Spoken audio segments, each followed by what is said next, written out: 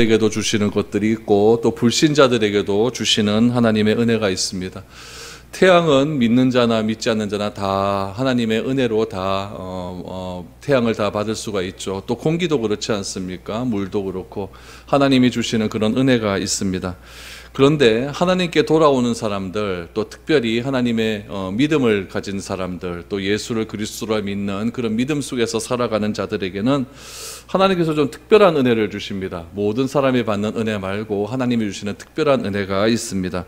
오늘 본문 말씀 속에서 그 특별한 은혜 세 가지를 여러분들과 한번 나누어 보고자 합니다. 그래서 오늘 예수님께서 초막절 마지막 끝날에 예수님께서 어떤 말씀을 하셨고 그 말씀 속에서 또 주시고자 하는 하나님의 특별한 은혜가 무엇인지를 여러분들과 한번 생각해 볼 수 있기를 소망합니다.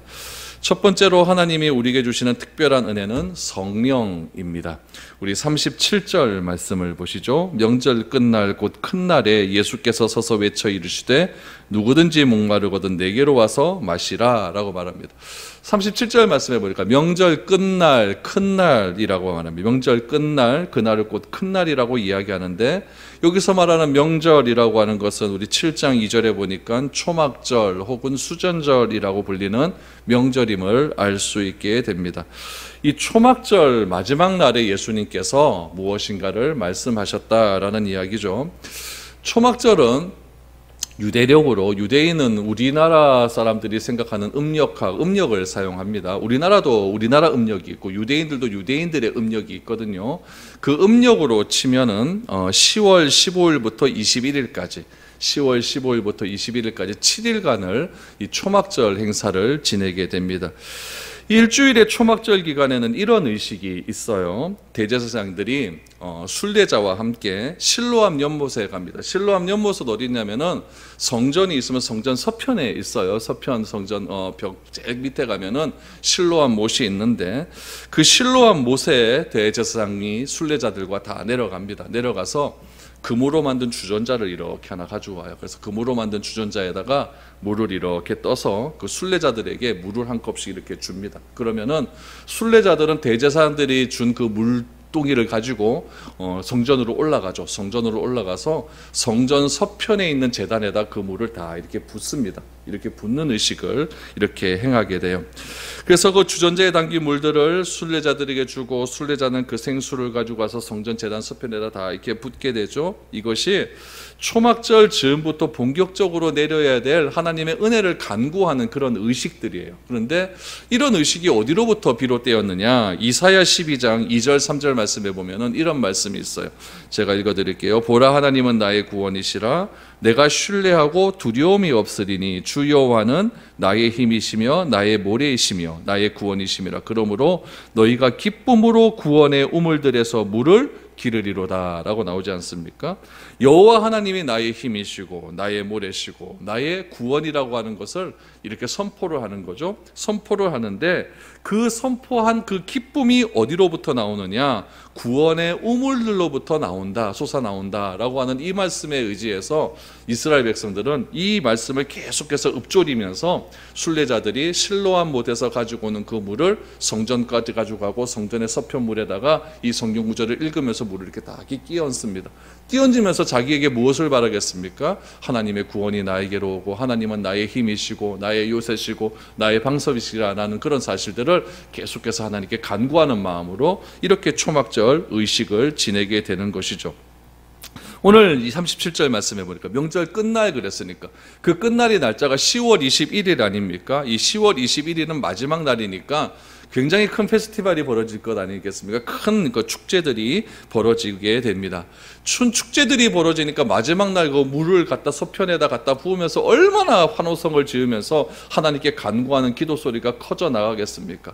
그런 성전 가운데 예수님께서 서 계신 겁니다. 서 계시니까 예수님께서 누구든지 목마르거든 내게로 와서 마시라 이런 목소리를 하면 아무에게도 안 들리는 거예요. 그러니까 오늘 37절 말씀해 보니까 명절 끝날 곧 큰 날이 예수께서 서서 외쳐 이르시되 그냥 외친 것이 아니라 큰 소리로 외치신 거죠. 사람들이 너무 많고 너무나 시끌벅적한 상황들이 되니까 아주 큰 소리로 외치면서 누구든지 목마르거든 내게로 와서 마시라 라고 이렇게 큰 소리로 외치게 되었던 것입니다.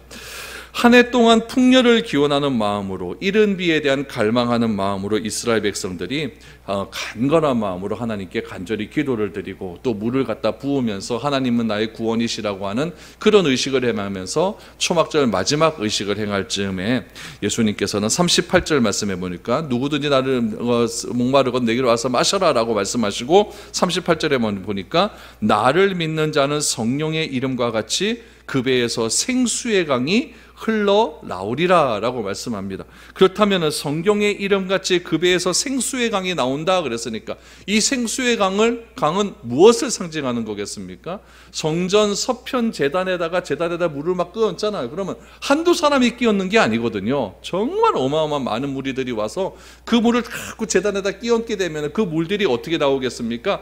제단을 흘러가지고 성전에서 쫙 이렇게 물결들이 내려가지 않겠습니까? 그런 것들을 바라보시면서 예수님께서 이 생수의 강이 흘러나온다는 것을 무엇으로 이야기하냐면은 성령이 나중에 그렇게 우리들에게 임하게 될 것이다 라고 말씀하게 되는 거죠. 에스겔 선지자가 환상을 보았습니다. 환상을 보았을 때 성전문이 있었고 그 성전문에서 물의 생수의 강이 막 흘러나오지 않습니까? 흘러나와서 그 물이 얼마나 많이 흘러나오는지 발목에서 무릎까지 오고 무릎에서 허리까지 오고 되고 나중에는 그 물이 너무너무 차고 넘쳐서 헤엄쳐서 나올 정도로 그렇게 생수의 강이 많이 흘러나온다는 것 아니겠습니까? 그것은 결국 무엇이냐면은 그 성전에서 내려오는 그 성령의 물들이 예루살렘으로부터 동쪽으로 자꾸 흘러가가지고 그 성령의 물이 어디까지 흘러가게 되느냐, 이 요단강까지 흘러가가지고 결국에는 온 이스라엘 적시게 되는 그런 환상을 에스겔이 보게 되었거든요. 그 에스겔의 성령의 강물, 그 강물이 결국에는 어떻게 되느냐, 예수님께서 말씀하신 것처럼 나를 믿는 자는 성령의 이름같이 그 배에서 생수의 강이 흘러나오리라 라고 하는 그 말씀을 통해서 나중에 예수님께서 승천하시고 이제 오순절날이 되었을 때 성령의 은혜가 강하게 그들에게 입혀서 그 성령의 은혜를 통해 많은 자들에게 복음이 전파될 것이다. 새롭게 변화되는 능력을 받을 것이다. 큰 은혜를 받게 경험하게 될 것이다. 그것을 오늘 예수님께서 초막절 마지막 날에 큰 소리로 외쳐 나갔다는 이야기입니다. 이날은 또 번제단 앞에서 이렇게 얘기해요. 또 버드나무 가지를 이렇게 들거든요. 버드나무 가지를 세워놓고 매일매일 한 바퀴를 돌면서 하나님의 은혜를 간구합니다. 그때 버드나무 가지를 돌면서 어떤 말씀을 읊조리냐면은 시편 118편 25절 말씀을 목소리를 높여서 외칩니다. 그 말씀 속에서는 여호와여 나를 구원하소서, 여호와여 나를 형통케 하소서라고 하는 그런 시편 구절을 그렇게 암송하면서 버드나무 가지를 들면서 그렇게 하나님께 감사하고 찬양하는 일들을 이 초막절 때 성전 안에서 그렇게 행하게 되었다는 겁니다. 그렇게 되면은 그 성전 안에 있는 찬양대들이 은나파를 불면서 찬양을 부르게 되고, 찬양 부르면서 그 찬양을 부를 때 그 절정이 일어나게 되는 그런 놀라운 아주 멋있는 광경들이 초막절 마지막 날에 그렇게 이루어지게 되는데, 그런 아주 시끄러운 분위기, 아주 축제적인 분위기, 찬양대의 찬양 소리가 들리고 하나님께 간구하는 기도 소리가 들리고 성경을 암송하는 그런 소리가 들리는 그 한복판에서 예수님께서 큰 소리로 누구든지 목마르거든 내게로 와서 마셔라. 나를 믿는 자는 성경의 이름같이 그 배에서 생수의 강이 흘러나올 것이다 라고 하는 성령 강림에 대한 약속을 예수님께서 말씀해 주셨다는 이야기입니다. 이런 분위기 속에서 사도 요한은 39절 말씀을 다시 한번 보시죠. 39절 말씀해 보니까 이는 그를 믿는 자들이 받을 성령을 가리켜 말씀하신 것이라 라고 말씀하고 있는 겁니다. 사도 요한은 39절에 이 생수를 뭘로 얘기합니까? 성령이라고 이야기를 하고 있는 겁니다. 하나님은 하나님을 믿는 자들에게 특별한 은혜를 베풀어 주십니다. 그 은혜가 무엇이냐면 우리에게 성령을 더해 주신다라고 하는 것입니다. 예수님의 초대에 응해 그분을 믿는 자들에게는 그 배에서 생수가 흘러나오게 된다는 거죠. 그것이 성령이라는 이야기. 주님을 믿고 영접하는 사는 자들에게는 성령이 내 가운데 내주하시면서 우리의 갈증을 해결해 주시고 참 생명을 주신다는 이야기입니다. 물이 생명을 유지하듯이 솟아나는 생수의 강은 풍성하게 넘치는 이미지로 하나님의 은혜를 시각적으로 보여주는 그런 일들이라는 이야기죠. 이런 상황들을 예수님께서는 요한복음에 보면은 사마리아 여인과의 대화 속에서도 그렇게 말씀하지 않습니까?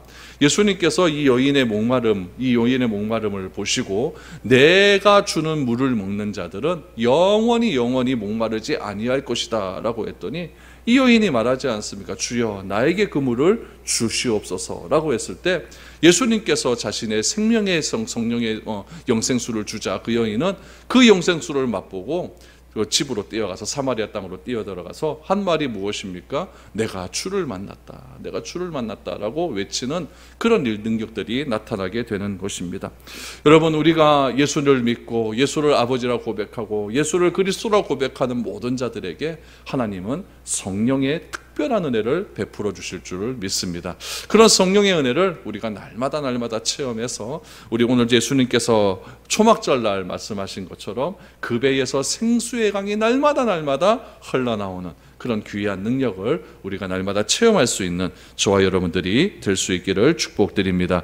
두 번째 은혜는 무엇입니까? 두 번째 은혜는 말씀입니다. 첫 번째는 성령, 두 번째는 말씀입니다. 41절, 42절 말씀을 보십시오. 어떤 사람은 그리스도라 하며 어떤 이들은 그리스도가 어찌 갈릴리에서 나오겠느냐. 성령에 이르기를 그리스도는 다윗의 씨로 또 다윗이 살던 마을 베들레헴에서 나오리라 하지 아니하였느냐라고 말합니다. 예수님께서 지금 성전에서 큰 소리로 외쳤습니다. 성령에 관한 이야기를 생수의 비유를 들어서 큰 소리로 외쳤습니다. 그랬더니 그 외치는 예수님에 대해서 다양한 반응들이 나옵니다. 첫 번째, 어떤 사람은 그리스도라 하며, 어떤 사람은 예수가 저 사람이 진짜 그리스도라라고 말하는 그런 사람이 있었고, 어떤 사람은 그리스도일 리가 없다, 그리스도가 어떻게 갈릴리에서 나오겠느냐라고 말하는 사람도 있었다는 이야기입니다. 그리스도는 어디에서 출생을 합니까? 미가 선지자의 예언처럼 베들레헴 에브라다야, 베들레헴에서 출생하게 되었거든요. 그래서 그들은 예수님이 다윗의 씨로 베들레헴에서 출생하신 그리스도라는 사실을 알지를 못했습니다. 예수님의 출생지는 예루살렘 밑에 그 베들레헴 아닙니까? 그런데 예수님께서는 어디서 자라셨습니까? 갈릴리 나사렛에서 자랐죠. 그러니까 여기 있는 사람들은 예수님의 출생지가 베들레헴이라는 사실을 알지 못하는 거예요. 그냥 예수님은 갈릴리에서 산 사람이다, 예수님은 나사렛에서 산 사람이다 라고 말을 하면서 갈릴리에서 어떻게 그리스도가 나오겠느냐라는 말을 통해서 이 사람들은 메시아가 그리스도가 어디에서 나온다는 것을 알고 있습니까? 베들레헴에서 나온다는 것을 알고 있는 거예요. 그러니까 유대인들은 율법에 빠삭하거든요. 그래서 율법에 보면은 미가 선지자가 말씀하신 대로 베들레헴에서 나온다고 예언이 되어 있는데 어떻게 저 사람이 그리스도일 수가 있겠느냐. 저 사람은 갈릴리 사람이다. 내가 저 사람의 아버지도 알고 저 사람의 형제도 알고 저 사람의 직업도 다 아는데 저 갈릴리 사람, 저 나사렛 예수라는 사람이 어떻게 그리스도가 될 수 있느냐라고 그렇게 이야기를 하게 되는 거죠. 그러나 예수님은 그 당시 많은 사람들에게 자신의 그리스도됨을 보여주셨습니다. 우리가 봤던 요한복음 6장 14절 말씀 앞에서 한번 보십시오. 요한복음 6장 14절 말씀해 보니까 그 사람들이 예수께서 행하신 이 표적을 보고 말하되 이는 참으로 세상에 오실 그 선지자라 하더라. 요한복음 6장에는 뭐가 나왔습니까? 우리 오병이어의 기적이 나왔잖아요. 오병이어의 기적을 어떤 사람들은 무엇이라고 이 표적을 보고 말하되, 그때 이거 요한복음 6장 말씀하면서 이 말씀을 드렸죠. 이는 참으로 세상에 오실 선지자라 하지 않고 그 선지자다. 여기서 말하는 그라고 하는 것은 베들레헴에서 탄생이 예언된, 구약에서 예언된 그 선지자, 그분을 말하는 것 아니겠느냐. 그래서 요한은 그 오병이의 그 기적의 사건을 보고 표적이라고 말하지 않습니다.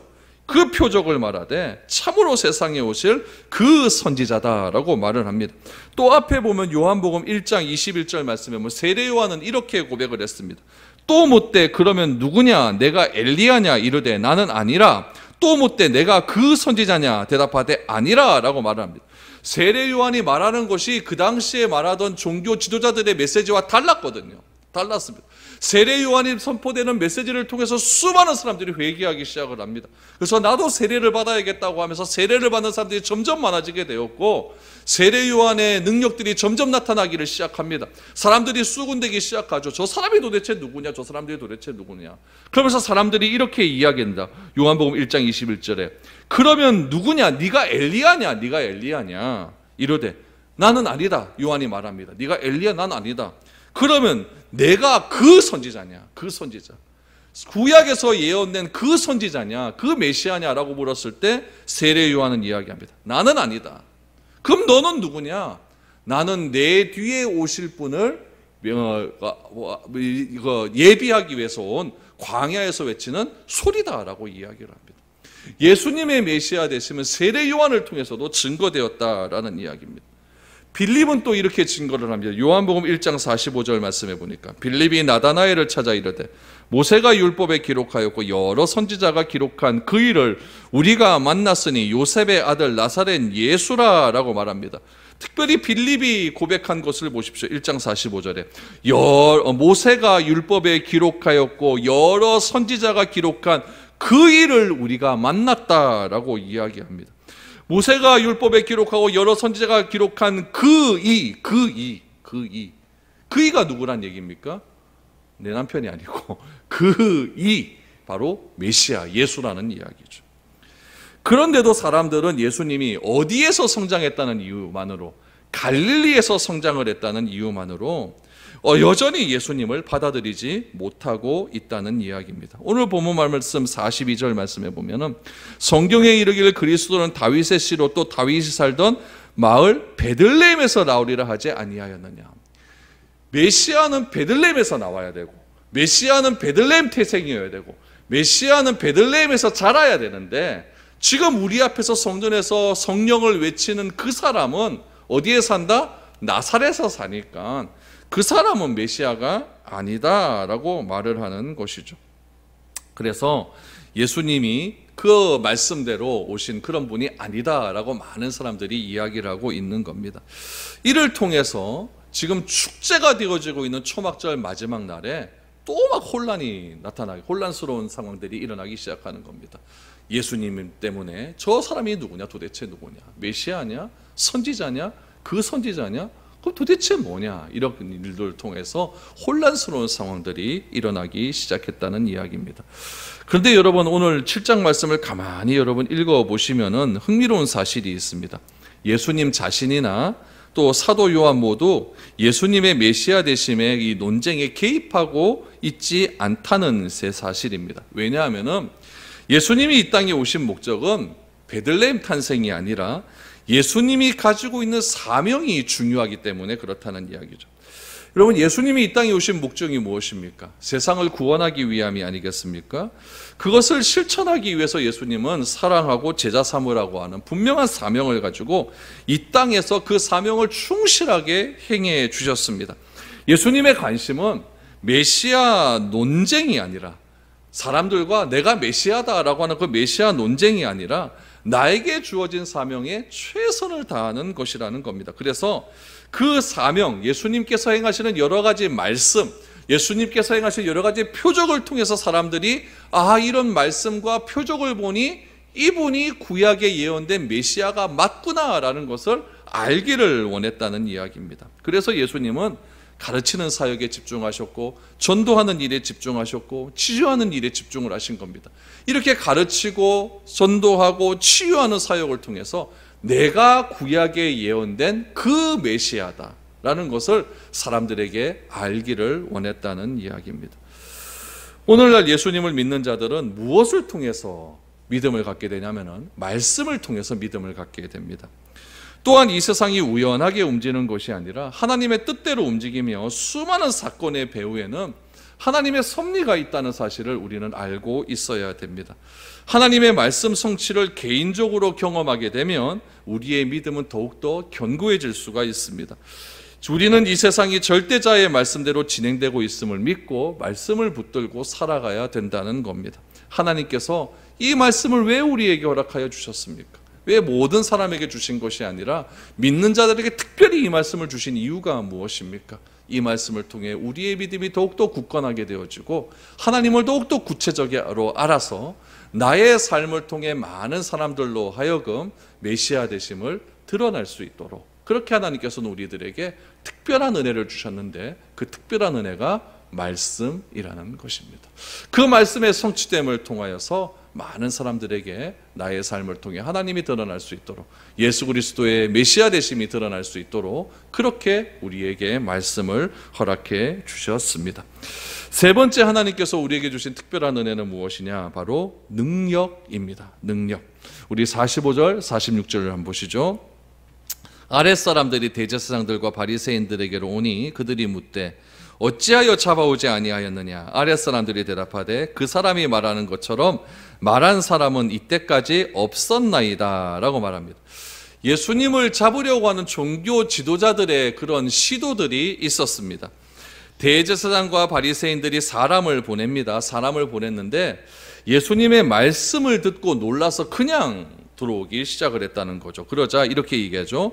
어찌하여 잡아오지 아니하였느냐? 46절에 보니까 어찌하여 잡아오지 아니하였느냐? 아랫사람들이 대답하되 그 사람이 말하는 것처럼 말한 사람은 이때까지 없었나이다 라고 이야기를 합니다. 여러분, 이 말은 예수님을 잡으러 갔던 아랫사람들의 일종의 신앙 고백입니다. 46절, 그 사람이 말한 것처럼 말한 사람은 이때까지 없었나이다. 예수님의 말씀이 얼마나 청중들에게 감동을 주었겠습니까? 공적인 임무를 받고 예수님을 체포하러 갔던 사람들조차도 예수님의 말 속에서 잘못된 점을 찾지를 못했다는 것입니다. 예수님의 말씀이 오히려 예수님을 잡으러 갔던 아랫사람들에게 감동을 주기 시작을 했다는 것과 그 감동을 받은 사람들이 자신에게 명령을 내렸던 상급자들에게 담대하게 말하는 것을 보십시오. 여러분, 이것은 무엇이겠습니까? 능력을 받았다는 이야기죠. 능력을 받았다. 그 당시에 여러분, 아랫사람이라 그러면은 뭐 군인들 아니겠습니까? 군인들은 뭐 명령에 의해서 죽고 사는 그런 사람들인데 종교 지도자들이 보낸 겁니다. 예수님 잡아와라. 그랬더니 이 예수님을 잡으러 갔던 아랫사람들이 예수님의 말을 가만히 들은 거죠. 가만히 들어보니까 틀린 게 없거든요. 그렇게 틀린 것들이 없고 예수님의 말씀을 가만히 듣고 보니까 다 맞는 얘기거든요. 그런 이야기를 듣고 아랫사람들이 오히려 감동을 받게 되는 겁니다. 아, 진리가 이것이구나. 그래서 그냥 잡지도 못하고 다시 그 종교 지도자들한테 갔더니 종교 지도자들이 왜 안 잡아왔노? 그랬더니 그 사람 말이 하나도 틀린 것이 없습니다. 어떻게 상급자들 앞에, 그 당시에 사내들인 공의원이었다 그러면 얼마나 막강한 권한을 가지고 있습니까? 사법, 입법, 행정을 다 3권을 통합하는 그런 권한들이 사내들인 공의원들에게 있지 않습니까? 그런 사람들 앞에서 담대하게 이야기하는 겁니다. 잡으러 가라라고 했더니 다시 와가지고 그 사람은 잘못한 것이 없습니다. 오히려 그 사람들 말에는, 예수님의 말에는 잘못한 것이 없다라고 담대하게 말하는 그런 능력을 소유하게 되었다는 이야기입니다. 여러분, 이런 말을 들으니까 이 위에 사람 사내들인 공의원들이 화가 날까요, 안 날까요? 막 열이 받기 시작을 하는 거죠. 그들은 분노와 멸시가 섞인 말로 이렇게 이야기합니다. 47절 말씀해 보니까 너희도 미혹되었느냐? 그러면서 48절에 보면 당국자들이나 바리새인 중에 그를 믿는 자가 있느냐라고 얘기합니다. 지금 당국자들이나 바리새인 중에 그를 믿는 자가 있느냐라고 하는 것은 자기 사내들인 공회원 사이에서도 혹시라도 예수님을 믿는 사람이 있으면 어떻게 하겠느냐라는 이야기죠. 지금 사내들인 공회원 유대인 지도자들이 그 사람을, 예수님을 잡아오라라고 한 것은 무엇이냐면은 자기의 절대적인 권위가 있는 겁니다. 자기가 가르치는 그런 말과 자꾸 상반되는 이야기를 예수님께서 자꾸 하니까 율법에 자꾸 자기들이 생각하는 이 율법의 말씀이 맞는데 예수님이 하는 말을 들어보면은 사람들이 사내들인 공회원들의 말을 듣는 것이 아니라 자꾸 예수님의 말을 듣고 그 말을 듣고 감동하는 사람들이 일어나고 자기 밑에 사람도 그런 일들이 일어나게 되니까 굉장히 기분이 나쁜 거죠. 그래서 이야기하는 거죠. 우리 중에 누가 그를 믿는 자들이 있느냐라고 했더니 여러분, 한 사람이 탁 튀어나오기를 시작을 합니다. 49절 말씀을 보시죠. 율법을 알지 못하는 이 무리는 저주를 받은 자로다 라고 이야기를 하는데 50절에 보니까 그 중에 한 사람 곧 전에 예수께 왔던 니고데모가 그들에게 말하되, 여러분, 니고데모는 예수님을 만나기 전에 요한복음 3장에 보니까 언제 찾아왔습니까? 밤중에 찾아왔어요. 이거는 아직까지 자기 마음속에 예수님에 대한 분명한 신뢰가 없다는 이야기죠. 교회 다니는 것이 좀 부끄럽고 성경책 들고 다니는 것도 좀 부끄럽고 좀 예수 믿는 것을 좀 드러내기엔 좀 부끄러운 그런 일들이 있었다는 이야기죠. 그런데 예수님과의 대화를 통해서 니고데모가 거듭남의 비밀을 알지 않습니까? 어떻게 하면 내가 구원을 받습니까? 라고 이렇게 했을 때 예수님께서 이 니고데모에게 하신 말씀이 무엇이냐면은 거듭나지 않으면 하나님 나라를 볼 수 없다라고 하자 내가 어떻게 다시 어머니 뱃속으로 들어갈 수 있겠습니까? 라고 말할 정도로 예수님의 말씀을 전혀 이해하지 못했던 그런 니고데모가 예수님을 만난 다음에 완전히 변화가 된 겁니다. 변화가 되어서 오늘 산헤드린 공회원이 뭐라고 얘기합니까? 우리 중에 바리새인 중에 그를 따르는 자가 있느냐라고 했더니 50절에 예수께 왔던 니고데모가 그들에게 말하되 능력이 생긴 겁니다. 아랫사람도 윗사람에게 담대하게 말할 수 있는 능력이 생기게 된 거고 그 산헤드린 공회원 가운데 기득권층 가운데서도 하나님의 예수님을 만나고 거듭남의 놀라운 능력을 체험한 이 니고데모도 담대하게 말을 하기를 시작했다는 이야기입니다. 그러면서 51절 말한 말씀해 보니까 강하게 얘기하죠. 우리 율법은 사람의 말을 듣고 그 행한 것을 알기 전에 심판하느냐라고 말합니다. 일단 예수님의 말을 들어봐야 된다는 것 아닙니까?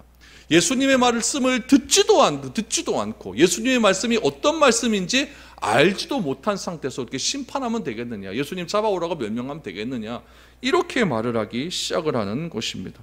이 말에 산헤드린 공회원이 예수님이 갈릴리 사람이라고 하는 사실 하나만으로 모든 진실을 덮어버리고 말랐습니다. 갈릴리에서는 선지자가 나지 못한다.